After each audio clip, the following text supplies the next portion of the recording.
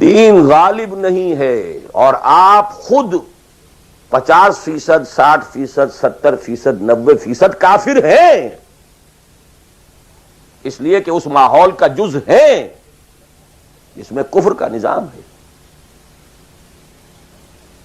تو پہلا کام تو اپنے آپ کو اس کفر سے نجات دلانا ہوگا، پھر نماز بھی اسی کے لیے ہے۔